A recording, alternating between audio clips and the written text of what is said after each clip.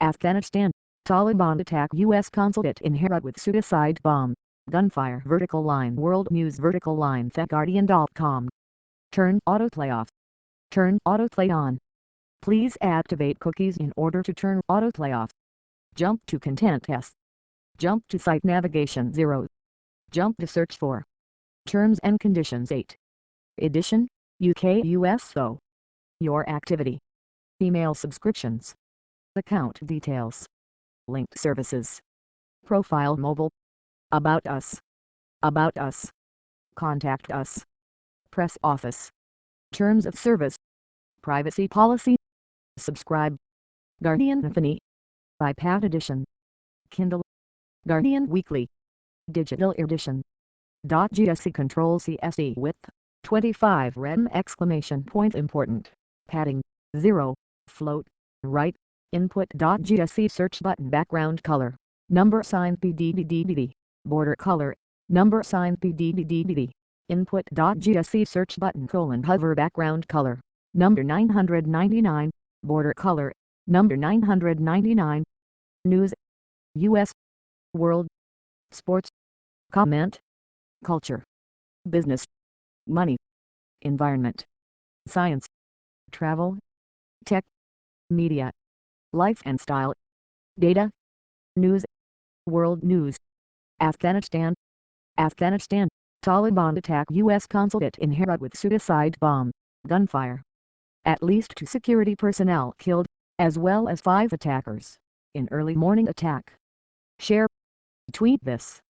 Email. Associated Press in Kabul. TheGuardian.com.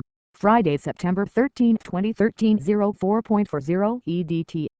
Smoke rises from the U.S. consulate in Herat after the attack. Photograph. Reuters. Taliban militants unleashed car bombs at a U.S. consulate in western Afghanistan on Friday morning, triggering the firefight with security forces in an attack that killed at least 2 Afghans. The U.S. said all its personnel from the mission were safe and that American forces later secured the site. The attack in the city of Herat along with a suicide truck bombing in the country's east that wounded 7 Afghans underscored the perilous security situation as US-led troops reduce their presence ahead of a full withdrawal next year. It was also a rude return to reality for Afghans who had spent a day and a half celebrating their nation's first international soccer championship. Taliban spokesman Qari Youssef Ahmadi took responsibility for the Herat attack in a phone call with the Associated Press. According to General Rahmatullah Safi, Herat Province's chief of police, the attack began around 6 a.m. when militants in an SUV and a van set off their explosives-laden vehicles while others on foot fired on Afghan security forces guarding the compound. An Afghan police officer and an Afghan security guard were killed, though it was not clear whether they died in the explosions of the 2 vehicles or in the gunfire, Safi said. At least 7 attackers were killed, including the 2 drivers of the explosives-laden vehicles, he said, and several people were wounded.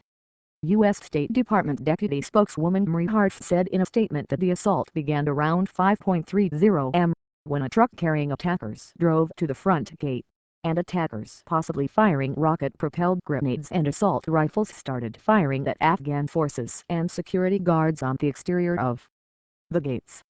Shortly after, the entire truck exploded, extensively damaging the front gate. Rafi said U.S. Special Forces entered the area to secure the compound, and that no attackers managed to breach it.